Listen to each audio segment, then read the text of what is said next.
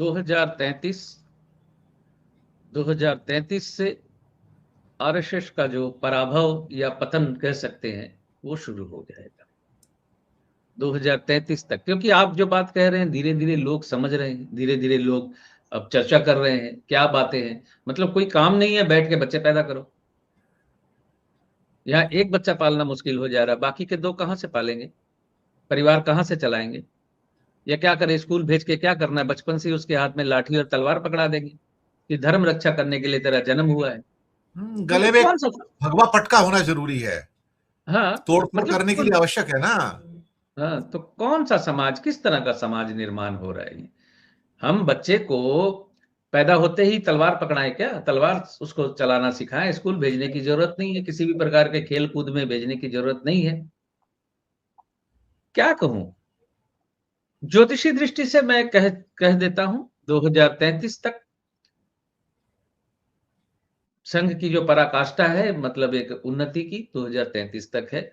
उसके बाद ये डाउनफॉल की तरफ बढ़ जाएगा। क्योंकि इस तरह की बातों से जो भी है, पढ़े लिखे लोग, समझदार लोग मुतमईन तो नहीं है, चुप है, नहीं बोलते हैं, विरोध करते भी है थोड़ा बहुत, लेकिन विरोध नकार खाने में तूती की आवाज जैसा विरोध हो चुका है। आप कुछ भी बोलते रहे, क्या फर्क पड़ रहा है किसी को। उधर जो भी है, कोई नरसिंहानंद है, कोई और साधु है, कोई साध्वी है, इनको कोई काम नहीं है, बस ये एक ही स्टेटमेंट देना है कि बच्चे पैदा करो, 3 करो, 5 करो। अरे मतलब क्या समझ से बाहर है मेरे। मानसिक रूप पे अस्वस्थता हावी होने लगती है कभी कभी। आप विश्वास कीजिए, 10 मिनट से ज्यादा मैं सोशल मीडिया पे, फेसबुक पे रुकता नहीं। कोई पोस्ट नजर आती है, उसके थ्रेड को थोड़ा पढ़ता हूं, लोगों के कमेंट देखकर सर दर्द हो जाता है, फेसबुक से आउट हो जाता हूं। मतलब ऐसी गंदगी मची हुई है सोशल मीडिया पे, ऐसी ऐसी बातें हैं। आप बताइए, मणिपुर जैसा इतना बड़ा कांड होने के बाद भी ये पूरे इंडिया को पता है, जो व्यक्ति मेरे से बहस करने के लिए कमर बांध रहा है, मणिपुर का नाम मैंने लिया तो सीधा बोला कौन सा मणिपुर, मैंने कहा मणिपुर, मैंने क्या हुआ मणिपुर में। मैंने कहा भाई तू यहीं रुक जा, मैं बात नहीं करना चाहता। मैं बड़ा स्टिक मना कर देता हूं, मैं बात नहीं करना चाहता। राजनीति पे बात छोड़ो, कोई और बात करनी तो करो, नहीं तो चलता हूं मैं नहीं करता। कोई फायदा नहीं अभी बात करके आपको, सड़क पे रास्ते पे कुछ नहीं।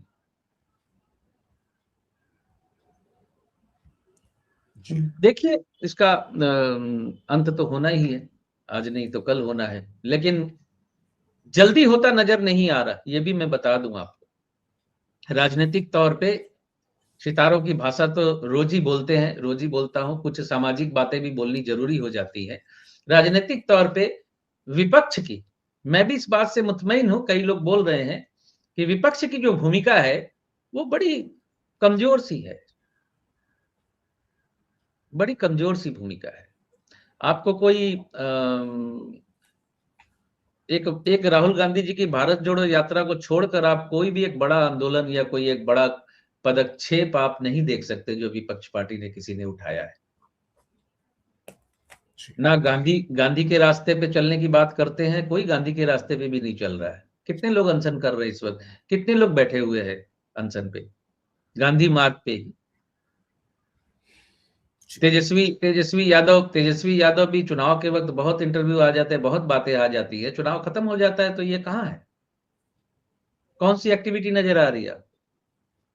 आज तक, अभी तक विपक्षियों को नजर नहीं आ रहा है कि एक सर्वग्रासी शक्ति इनके सामने है। ये लोग अभी भी, मैं कई बार कह चुका कि ये लोग अभी भी 1990 वाली राजनीति में पड़े हुए हैं कि हम ये बयान दे देंगे, उधर से वो बयान आ जाएगा, इसको फोड़ लेंगे, उसको तोड़ लेंगे। नहीं चलेगा। इस बात के लिए तो आपको प्रशंसा करनी होगी भारतीय जनता पार्टी की और संघ की। इतना जबरदस्त और इतना तगड़ा नेटवर्क इन्होंने बनाया हुआ है कि जहां से हवा भी पास नहीं कर सकती। 24/7 एक्टिव है। ठीक हमारे पश्चिम बंगाल की सीपीएम पार्टी की तरह, जो आज शून्य पे है। और आज ये बात मैं कह देना चाहता हूं कि सत्ता जिस दिन गई, 5 साल हो, 10 साल हो, 20 साल हो, सत्ता जिस दिन गई, इनका हाल भी सीपीएम जैसा होगा। ये फिर अगले 50-100 साल तक पलट के खड़े नहीं हो पाए।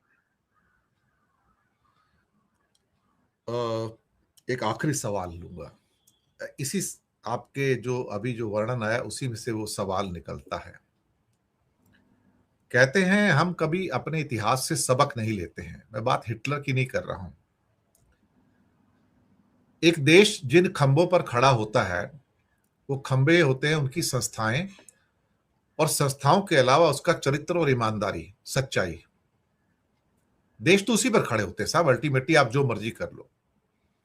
लेकिन अगर आप उनके खंभों को एक एक करके काटना शुरू कर दोगे तो फिर उसके बाद एक दिन ऐसा आ जाता है कि जब आप चले जाते हो तो उसके बाद वो भरभरा कर पूरा महल गिर जाता है, क्योंकि नीचे के सारे खंभे तो आप पहले ही काट चुके थे और अपनी कोहनी के ऊपर, अपने सिर के ऊपर वो सारे साम्राज्य को लेके बैठे थे जो लोगों को लगता था मजबूत है। आप सोचिए सिद्धांत सहगल जी, ये बात मैं बड़े विश्वास और बड़े यकीन के साथ कह रहा हूं मैं। आपने जुडिशरी को काट दिया, आपने ब्यूरोक्रेसी को काट दिया, आपने मीडिया को काट दिया, आपने संसद और असेंबलीज को काट दिया, आपने बाकी जितनी संस्थाएं थी, ईडी हो, सीबीआई हो, पुलिस हो, आर्मी हो, आपने उसको भी काट दिया। मैं बताऊं, आर्मी को भी काट दिया इन लोगों ने, उसे भी भगवा बना दिया। हमारा देश इस समय बिना पिलर के खड़ा है। मैं आपको बताऊं, उसके नीचे कोई पिलर नहीं है। इस स्थिति को 90 के दशक की सोवियत यूनियन से कंपेयर कीजिएगा सर, जिनको लगता था कि हम अजर हैं, अमर हैं, लेकिन वो भी सारी संस्थाओं को काट चुके थे नीचे से, कुछ बचा नहीं था वहां पर। और जैसे ही उसके बाद जब उनके मेजर ब्रेजनेव वगैरह जाते हैं और एक कमजोर व्यक्ति आता है उसकी जगह पर जिसका नाम गोर्बाचेव था, तो महल भरभरा कर गिर गया और उसके बाद 15 टुकड़े होते हैं सोवियत संघ के। ये एक इतिहास है सर, इतिहास है ये। लोगों को उससे सीखना चाहिए। ऐसे ही खंबे काट दिए थे हिटलर ने, उसके भी 2 टुकड़े हो गए थे, एक ईस्ट जर्मनी हो गया था, एक वेस्ट जर्मनी हो गया था। अक्सर ऐसा होता है कि जब ऐसे व्यक्ति जो सारे खंबे काट चुके होते हैं वो देश के विभाजन की रेखाएं खींच देते हैं, और यही मोदी और भागवत कर रहे हैं। मैं आपको बताऊं कि इनके जाने के बाद ये देश इतना कमजोर हो जाएगा, ये रेत के महल की तरह भरभरा कर गिर जाएगा, क्योंकि यहां पर आपकी सुरक्षा करने वाली कोई इंस्टीट्यूशन ही नहीं रहेगी। ये इसके ऊपर मैं जरूर आपकी टिप्पणी चाहूंगा, विस्तार से कहिएगा सर। मैं जो कह रहा हूं बड़े यकीन के साथ कह रहा हूं, इतिहास से जो सीखा है उसको लेकर कह रहा हूं सर मैं, सिद्धांत जी। जी, ये समझ रहा हूं मैं, कमजोर तो सब सारी संस्थाओं को किया जा रहा है। इसका संबंध आप सीपीएम से भी जोड़ सकते हो, क्योंकि सीपीएम ने वही किया था, रेजिमेंटेड पार्टी के तौर पर सारी संस्थाओं को काट दिया था, और फिर एक दिन ऐसा आया कि वो बैल भरभरा कर गिर गया सर। सीपीएम, मार्क्सवादी कम्युनिस्ट पार्टी, सीपीआईएम, जो हमारे इंडिया की पार्टी है, ये 100% तक वोटिंग करवा देते थे। 100% तक वोटिंग करवा देते थे, मतलब छाप देते थे उठा के। पार्टी के अंदर बात उठती थी कि अरे यार कुछ छोड़ दो नहीं तो फंस जाएंगे। पार्टी ऑफिस में ये बातें होती थी कि कुछ छोड़ दो नहीं तो हम फंस जाएंगे। 70 तक रखो, 80 तक रखो। लेकिन हर वर्ष जीतते जीतते जीतते उत्साह इतने चरम पे आ गया। वो कहते हैं ना, वानर के हाथ में उस्तरा वाली स्थिति, उसका क्या करना उसको तो मालूम नहीं है। उनको लगता है हमारा नेता ही सबसे बड़ा नेता है, हमारे नेता के सामने किसी की कोई औकात ही नहीं है। यानी राज्य के नेता की, माने राज्य के नेता को वो लोग सोचते थे कि विश्व में कोई इनके सामने नहीं है, विश्व के किसी नेता की कोई औकात नहीं है। 100% छाप रहे हैं।